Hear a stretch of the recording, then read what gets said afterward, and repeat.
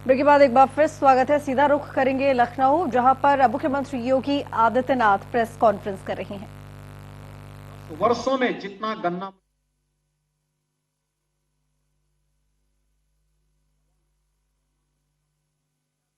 और मुझे बताते हुए प्रसन्नता है कि हमारी सरकार अब तक 2,02,000 करोड़ रुपए से अधिक का गन्ना मूल्य का भुगतान कर चुकी है।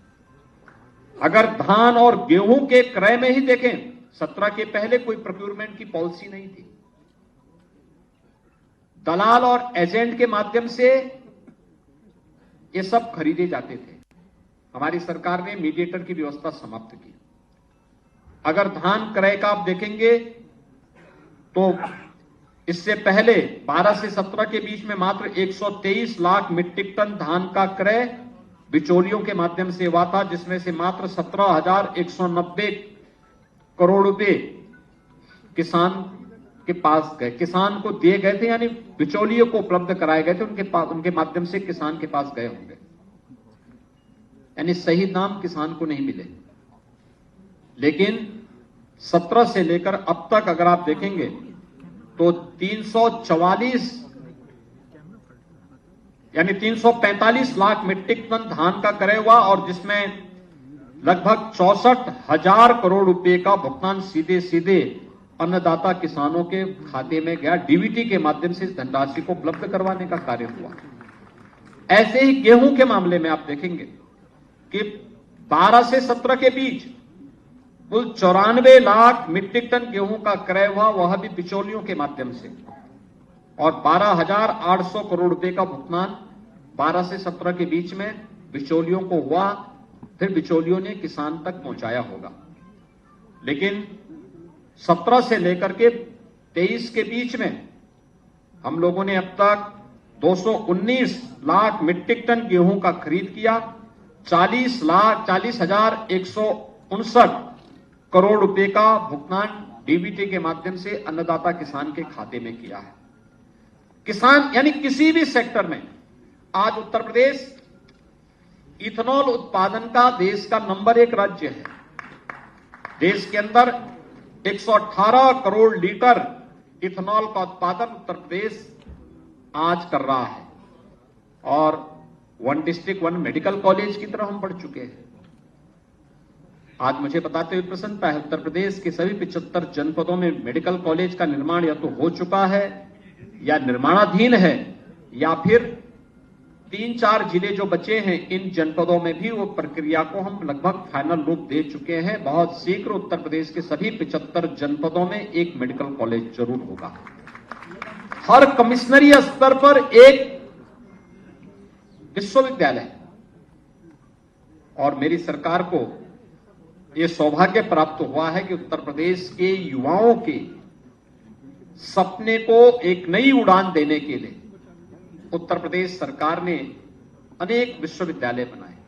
सदी अटल जी के नाम पे अटल बिहारी वाजपेयी मेडिकल यूनिवर्सिटी, मां शाकंभरी के नाम पर एक स्टेट यूनिवर्सिटी सहारनपुर में, एक यूनिवर्सिटी राजा महेंद्र प्रताप सिंह जी जो देश की आजादी के एक महानायक थे, उनके नाम पर एक राज्य विश्वविद्यालय का निर्माण अलीगढ़ में हो रहा है। एक राज्य विश्वविद्यालय का निर्माण आजमगढ़ में महाराज सुहेलदेव के नाम पर चल रहा है। ये तीनों विश्वविद्यालय, चारों विश्वविद्यालय को हम लोग क्रियाशील कर चुके हैं। इनके अपने भवन के निर्माण कार्य युद्ध स्तर पर चल रहे हैं। महायोगी गुरु गोरक्षनाथ के नाम पे आयुष विश्वविद्यालय गोरखपुर में निर्माण कार्य युद्ध स्तर पर चल रहा है। डॉक्टर राजेंद्र प्रसाद जी के नाम पर नेशनल लॉ यूनिवर्सिटी प्रयागराज में सैंक्शन की गई है, जहां एक विश्वविद्यालय आज वर्तमान में प्रदेश सरकार ने स्वीकृत किए हैं। वर्तमान के बजट में 23-24 के बजट में भी हमने 4 नए विश्वविद्यालय स्वीकृत किए हैं, जो हमारे अनसेचुरेटेड कमिश्नरी थी, जहां पे कोई राज्य विश्वविद्यालय नहीं था। इसमें मां विंध्यवासिनी के धाम में मां विंध्यवासिनी के नाम पे एक विश्वविद्यालय, मां पाटेश्वरी के धाम देवीपाटन मंडल में एक विश्वविद्यालय और मुरादाबाद मंडल में एक विश्वविद्यालय की स्वीकृति भी दी और कुशीनगर में महात्मा बुद्ध के नाम पर एक नए विश्वविद्यालय की स्वीकृति भी इस बार के बजट में यहां पर सरकार के द्वारा वहां पर उन जनपदों, उन राज्यों, उन सभी कमिश्नरी के लिए भी ये सब सुविधा उपलब्ध करवाई गई। फार्मेसी के सेक्टर में भी बहुत सारे कार्य वर्तमान में प्रदेश के द्वारा लगातार किए जा रहे हैं और इसमें चाहे वह मेडिकल डिवाइस पार्क के निर्माण का कार्य हो यमुना अथॉरिटी के पास, चाहे ललितपुर में फार्मा पार्क के निर्माण की कार्रवाई को हो। हम सब आभारी हैं आदरणीय प्रधानमंत्री जी के, जिन्होंने पीएम मित्र योजना के अंतर्गत लखनऊ और हरदोई के बीच में लगभग 1200 एकड़ क्षेत्रफल में एक टेक्सटाइल के अत्याधुनिक पार्क की स्वीकृति उत्तर प्रदेश के लिए उपलब्ध करवाई है। यानी ये उत्तर प्रदेश किन संभावनाओं को व्यक्त करता है कि उत्तर प्रदेश के अंदर जो संभावनाएं हैं, इन संभावनाओं को हम लोग कैसे आगे बढ़ाने का कार्य कर सकते हैं और ये सभी चीजें आगे बढ़ी हैं। इसलिए मित्रों, एक तरफ जहां उत्तर प्रदेश आज हर एक सेक्टर में अपने कार्यक्रम को आगे बढ़ाने में सफल हुआ है, वहीं उत्तर प्रदेश आज न्यू एज हाईटेक मैन्युफैक्चरिंग का भी देश का एक नंबर 1 राज्य के रूप में उभरा है। अभी बहुत सारे लोगों को इसकी जानकारी नहीं कि देश में सबसे अधिक स्मार्टफोन का उत्पादन वर्तमान में उत्तर प्रदेश के अंदर हो रहा है। देश का सबसे बड़ा रोबोटिक प्लांट उत्तर प्रदेश के अंदर स्थापित हो रहा है। देश का सबसे बड़ा डाटा सेंटर का बेस उत्तर प्रदेश बनने जा रहा है और देश में सबसे अधिक इलेक्ट्रिक व्हीकल के रजिस्ट्रेशन वाला प्रदेश भी उत्तर प्रदेश ही है। मित्रों, ये चीजें दिखाती हैं कि उत्तर प्रदेश असीम संभावनाओं वाला प्रदेश है और ये असीम संभावनाएं तब बनती हैं जब डबल इंजन की सरकार हो, जनता के साथ बेहतर संवाद हो और टीम वर्क जब कहीं पर जब कार्य होती है, शासन की कार्य पद्धति में केवल ईमानदारी हो बल्कि उसमें उतनी ही पारदर्शिता भी हो, तो उसके परिणाम भी हम सबके सामने आते हैं। सरकार की उपलब्धियों से संबंधित ये पुस्तिका आप लोगों को उपलब्ध करवाई गई है, करवाई जा रही होगी। इसमें ये पुस्तिका एक जो यहां विमोचित हुई है अभी मंच के द्वारा, ये उत्तर प्रदेश की उपलब्धियों से संबंधित है। उत्तर प्रदेश में क्या क्या चीजें पिछले 6 वर्ष या 1 वर्ष के अंदर हुई हैं, उससे जुड़ी हुई है। आज इस अवसर पर उत्तर प्रदेश के सभी 403 विधानसभा क्षेत्रों में हमारे प्रभारी मंत्रीगण उन जनपदों में जाकर के इन पुस्तिकाओं का विमोचन कर रहे हैं। जहां पे प्रभारी मंत्री नहीं जा पा रहे हैं या उनके कार्यक्रम किसी एक जिले में है, तो शेष जनपदों में हमारे संगठन के पदाधिकारी, माननीय सांसद, माननीय विधायकगण इस कार्यक्रम को आयोजित कर रहे हैं। इस पुस्तिका में सभी 403 विधानसभाओं से जुड़ी हुई योजनाओं का भी उल्लेख किया गया है। जो अलग अलग विधानसभा क्षेत्रों में ये पुस्तिकाएं वितरित हो रही हैं, ये उसका भी उल्लेख वहां पर किया गया है। ये दिखाती है सरकार पूरी ईमानदारी के साथ कार्य कर रही है, पूरी प्रतिबद्धता के साथ कार्य कर रही है। जनता को जनार्दन मान करके उनकी हर प्रकार की सेवा के लिए पूरे समर्पित भाव के साथ सरकार ने ईमानदारी के साथ इन कार्यक्रमों को आगे बढ़ाया है। और आज इन सभी बातों को मैं बहुत सारे डाटा आपको उपलब्ध नहीं करा रहा हूं, क्योंकि पुस्तकों में उसका उल्लेख ऑलरेडी किया गया है, आप उसको वहां से भी देख लेंगे। ये सभी चीजें थी। मैं इस अवसर पर खास तौर पर आप सबको हृदय से आपका मैं अभिनंदन करूंगा कि पिछले 6 वर्ष के अंदर सरकार के कार्यक्रमों को बेहतरीन तरीके से न केवल आम जनमानस तक बल्कि देश और दुनिया तक पहुंचाने के लिए हमारे मीडिया के मित्रों ने बहुत सकारात्मक योगदान दिया है और उसके परिणाम भी आज देखने को मिले। उत्तर प्रदेश के परसेप्शन को बदला है इस चीज ने। दूसरा, टीम वर्क कैसे परिणाम देता है।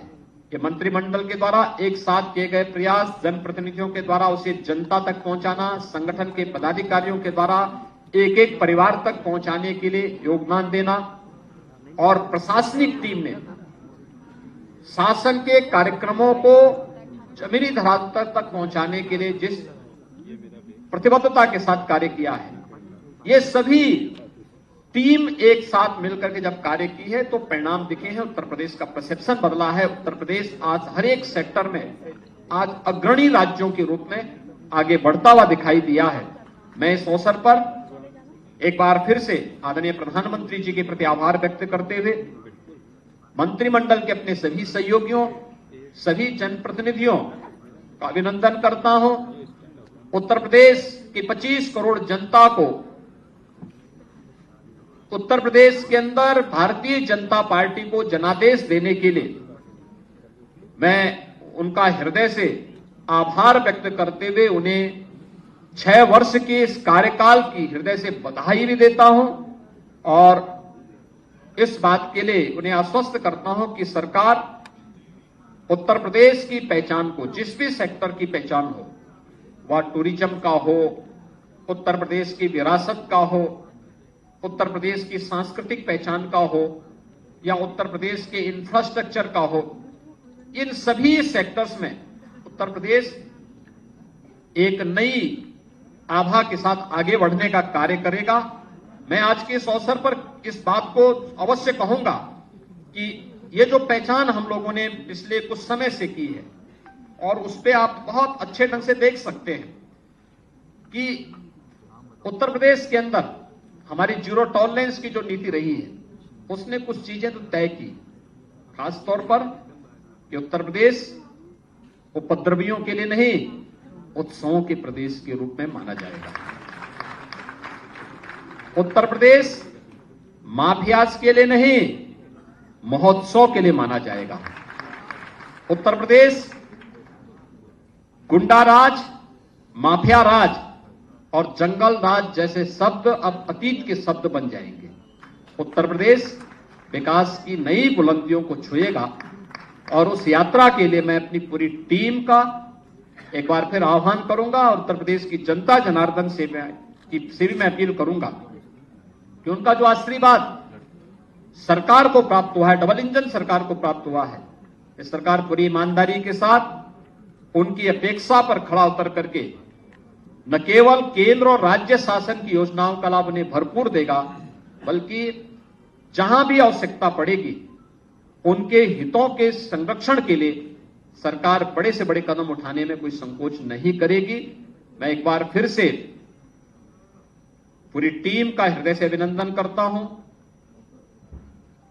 जनप्रतिनिधियों, संगठन के पदाधिकारियों और प्रशासनिक टीम के द्वारा जिस प्रतिबद्धता के साथ इन कार्यक्रमों को आगे बढ़ाया जा रहा है, इसके लिए उन्हें हृदय से धन्यवाद देते हुए एक बार फिर से आप सभी का मैं इस अवसर पर अभिनंदन करता हूं। आप सबको मैं धन्यवाद देता हूं। जय हिंद। बहुत बहुत धन्यवाद माननीय मुख्यमंत्री महोदय। आपके ओजस्वी संबोधन ने बदलते हुए उत्तर प्रदेश की तस्वीर हम सबको दिखाई। और अब अंत में मैं प्रमुख सचिव माननीय मुख्यमंत्री सूचना, गृह एवं गोपन श्री संजय प्रसाद जी से अनुरोध करूंगी कि अतिथियों के प्रति आभार व्यक्त करें।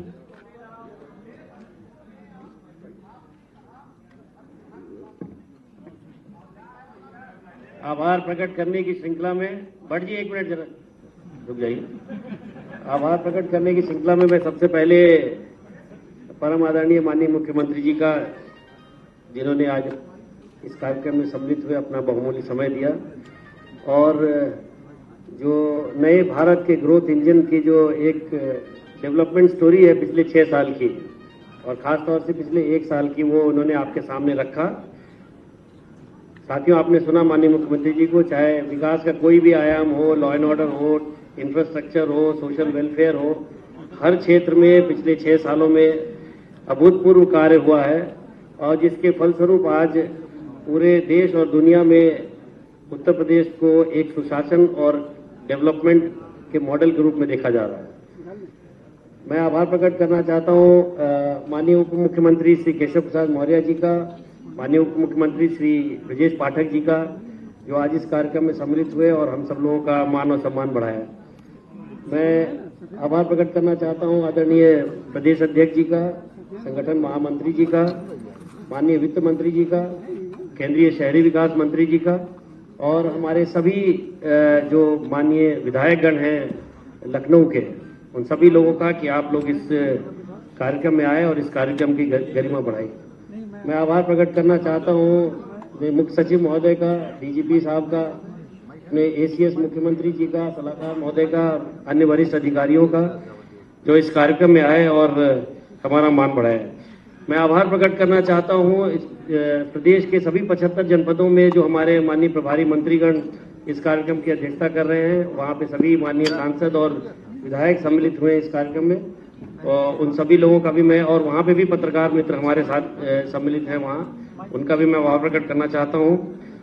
यहाँ पर उपस्थित सभी हमारे पत्रकार साथियों का मैं विशेष रूप से आभार प्रकट करना चाहता हूं कि जैसा आपने मुख्यमंत्री जी को सुना कि आपका सकारात्मक सहयोग हमें हमेशा मिलता है और हमारे संदेश को आप जन जन तक पहुंचाने में हमारी मदद करते हैं। मैं आभार प्रकट करना चाहता हूं यहाँ पर लखनऊ के अन्य सम्मानित नागरिकों का जो हमारे निमंत्रण पर इस कार्यक्रम में आए हैं और हमारा सम्मान बढ़ाए। आप सभी लोगों के लिए भोजन की व्यवस्था है, कृपया भोजन ग्रहण करके घर जाएं। धन्यवाद। उत्तर प्रदेश की 24 करोड़ जनता की ओर से माननीय मुख्यमंत्री महोदय को प्रणाम और इसी के साथ ही आयोजन अब संपन्न होता है। भैया ऑन तो करने भैया उसमें मालूम है टेक्निकली कुछ हुआ है।